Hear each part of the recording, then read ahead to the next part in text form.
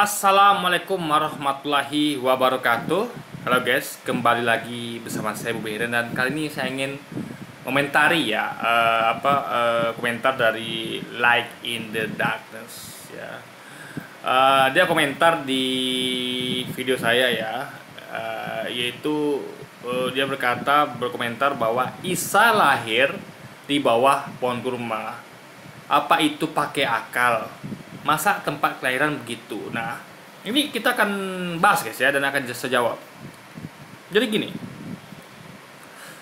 sepertinya ya dia ini tidak paham bagaimana itu bisa terjadi, ya kenapa itu terjadi, bagaimana itu bisa terjadi, dan detailnya seperti apa gitu. Ya, jadi dia berpikir gini ya. Jadi mungkin dia berpikir bahwa orang normal itu, ya kita ngomong orang normal nih, ini kan kondisi ini kan sebenarnya kan tidak normal, tidak ideal. Makanya dikatakan masuk akal kalau dia tuh lahir di bawah pohon kurma. Nanti kita akan bahas guys ya. Tapi yang perlu poinnya dulu ya, saya mengerti nih, dia memikirkan bahwa orang normal kan harusnya lahirnya di tempat, misalnya di rumah, di atas kasur, atau bersama ibunya, ibaratnya di rumah lagi, tempatnya nyaman gitu. Kalau zaman sekarang tuh kayak di rumah sakit, atau di bidan, atau ya tempat-tempat yang nyaman lah gitu guys. Kalau zaman dulu tentu mungkin di rumah, mungkin bagi dia kandang domba tuh lebih nyaman gitu kan dibandingkan bawah pohon. Karena kita tahu juga kandang domba tuh kan adalah tempat buat melihara domba. Jadi tentu domba tuh kan adalah suatu makhluk yang dibutuhkan. Kayak mungkin saya nggak tahu dagingnya dimakan atau tidak ya, kayaknya daging ini bisa dimakan ya. Tapi kan yang sering dipakai itu kan adalah bulunya, jadikan bahan pakaian. Jadi tentu domba itu kan harus bahagia, sehingga di tempatnya itu kan dibersihkan. Masa tuh tempatnya tuh ya sebagaimana kita merawat sesuatu yang kita sayang lah. Karena kan akan menghasilkan sesuatu bagi kita, bisa makanan, bisa bahan pakaian. Dan kalau dijual bisa jadi uang gitu. Jadi tentu lebih layak jadi tempat kelahiran dibandingkan dengan bawah pohon kurma. Nah, itu jadi dia tuh membandingkan antara urutannya dengan misalnya kayak lahir di atas kasur, di rumah, atau di bidan rumah sakit, dengan di bawahnya tuh, level di bawah itu adalah di kandang domba. Meskipun sebenarnya kalau kita ngomong normal juga kurang layak, tapi lebih layak dibandingkan dengan di bawah pohon kurma. Karena kalau nama di bawah pohon kurma tentu ya itu mungkin dipikir di atas pohon kurma tuh nanti kalau bisa jatuh sesuatu, atau mungkin itu kan luar terbuka sehingga mungkin ada kena udara dingin atau panas gitu gimana gitu kan. Nah, ini adalah orang yang tidak mengerti tentang kronologi. Ya, kenapa bisa seperti itu? Nah, saya akan jelaskan di video ini guys. Ini biar kita paham semua ya. Kita pakai logika. Dan itu sebenarnya kalau ada mau tonton video saya bahas tentang Tamparagi yang mengatakan bahwa dia meyakini bahwa Yesus lahirnya di kandang domba dibandingkan dengan pohon kurma seperti dia ini. Tapi itu kalau sudah saya detail itu justru yang masuk akal tuh di bawah pohon kurma. Kenapa? Di situ sudah saya jelaskan, tapi saya akan persingkat di video ini ya. Jadi gini, Anda perlu ingat ya bahwa kelahirannya Bunda Maria, atau kita sebut di Islam itu Siti Maryam, itu tidaklah normal. Kelahiran yang mana itu ajaib ya, di mana Allah, kalau kita percaya sebagai Islam itu kan sebagai Allah datang dan bukan Allah datang ya, Allah tuh menciptakan Nabi Isa. Itu kita ngomong konteksnya Nabi Isa sini ya, bukan Yesus ya. Tapi Anda harus paham bahwa Nabi Isa itu sebenarnya Yesus itu, nama lainnya Yesus itu. Jadi sama saja. Tapi kita pakai Nabi Isa aja ya. Jadi Nabi Isa ini, dan kita pakai Siti Maryam aja ya. Tapi itu sebenarnya bisa disebut sebagai Bunda Maria juga. Itu hanya istilah nama. Terus Anda mau pakai nama yang mana gitu kan. Nah, kita pakai aja Siti Maryam dan Nabi Isa. Ini Nabi Isa ini itu lahirnya tidak normal. Dalam artian lahir dengan hal yang ajaib, mukjizat, di mana dia lahir tanpa ayah.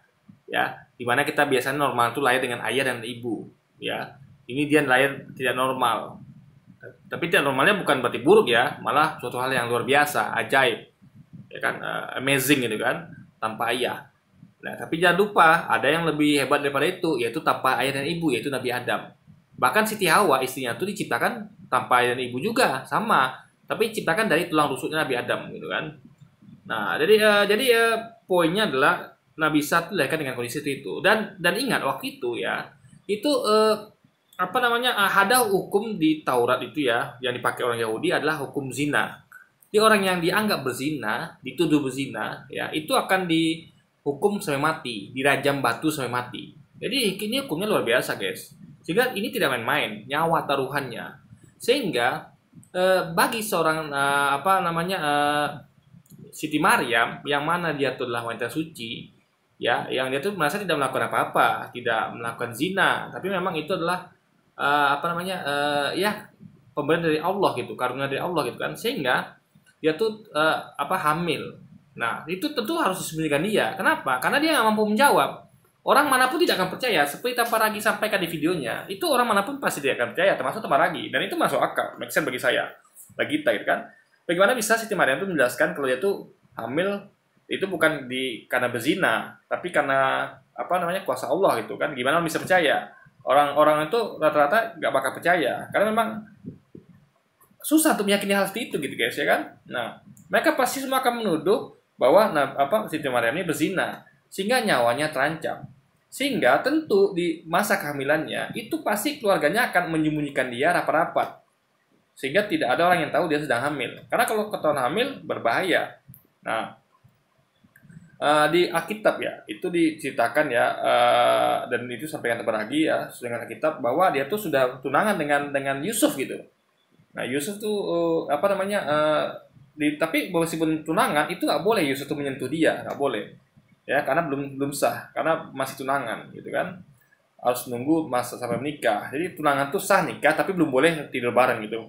Nah, jadi poinnya ketika itu gitu kan, jadi makanya disembunyikan. Makanya di situ dikatakan di video Taparagi itu ya, yang sudah saya bahas itu, siapa nih ingin menceraikan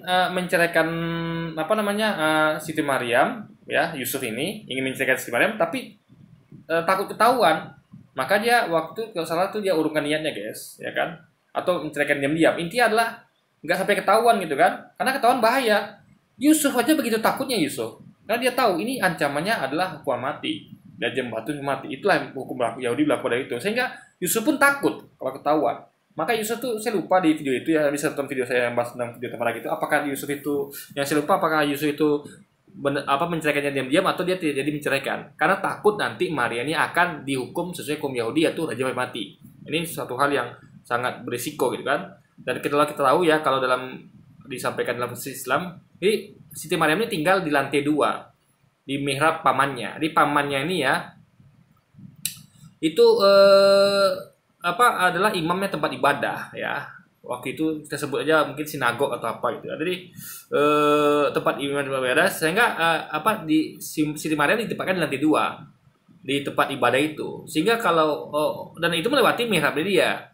Jadi sebelum orang sampai ke tempatnya Siti Maryam di lantai 2, itu harus melewati mihrabnya pamannya ini. Sehingga tidak mungkin ada orang bisa naik tanpa sepengetahuan pamannya. Gitu kan? Begitulah bagaimana keluarganya menjaga Siti Maryam, menjaga kesuciannya. Karena sebagai keturunan dari orang suci kan, dan memang dididik dengan cara yang soleh ya, dengan cara yang suci, sehingga seperti itu diperlakukan gitu kan. Istilahnya itu kalau sebut itu namanya dipingit gitu kan. Nah, jadi mereka tuh yakin betul Siti Maryam itu tidak berzina, makanya mereka berusaha melindungi Siti Maryam.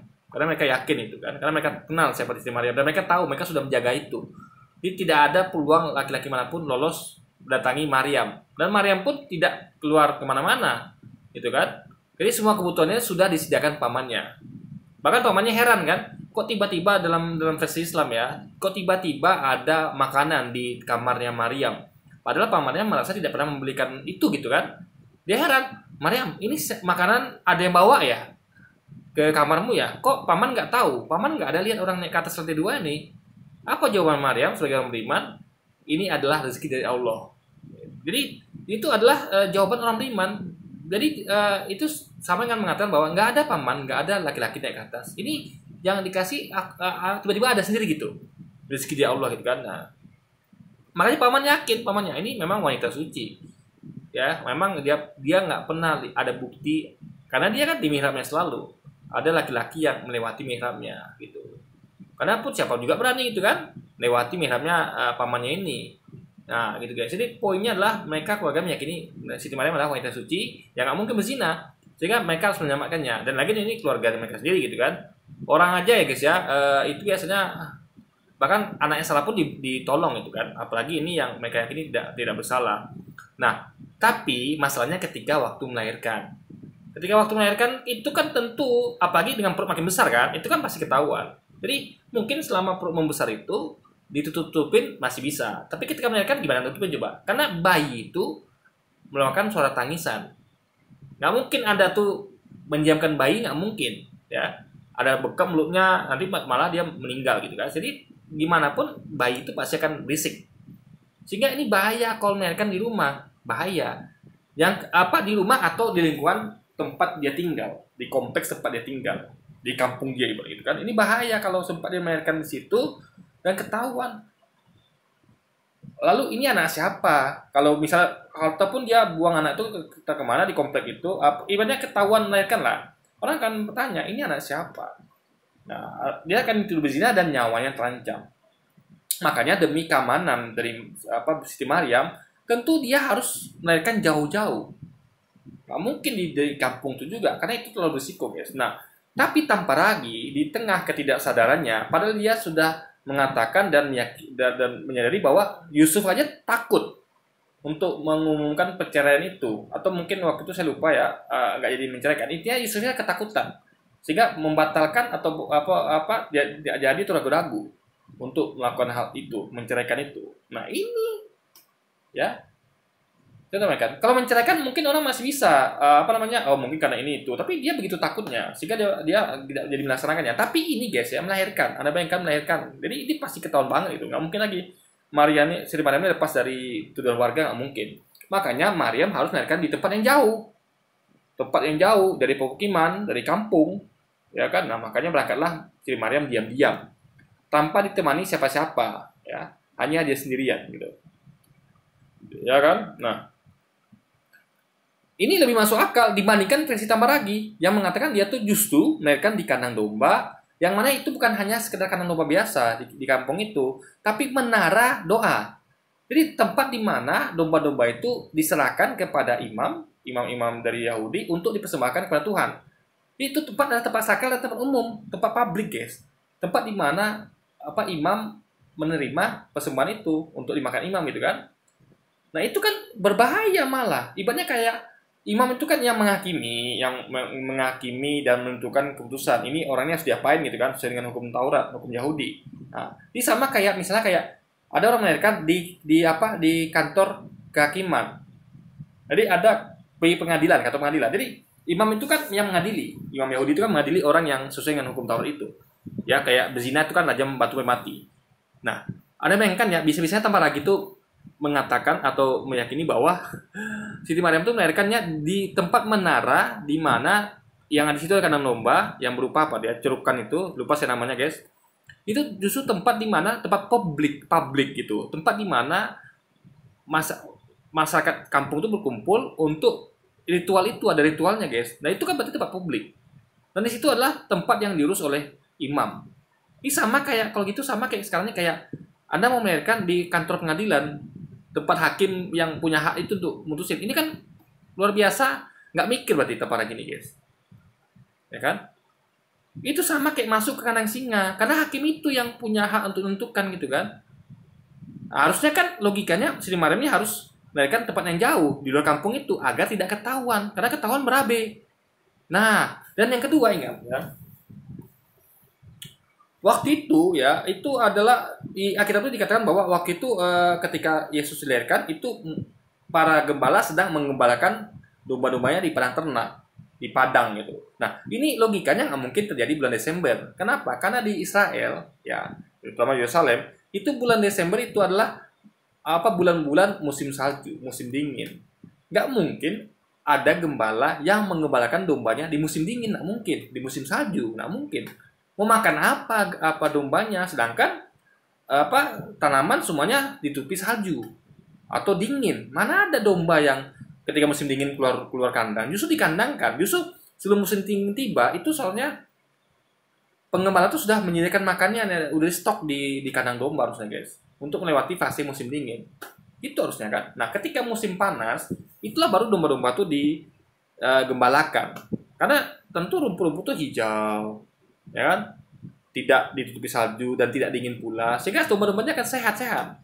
Karena akan penyakit kalau domba itu keluar pada musim dingin. Untuk apa? Rumputnya pun udah ditutup salju gitu kan. Jadi Yesus itu dilahirkan, kita yakini bukan bulan Desember. Tapi ke waktu itu kalau waktu gembala untuk mengembalakan dombanya di Israel itu biasanya bulan-bulan sekitar Agustusan, guys. Agustus September.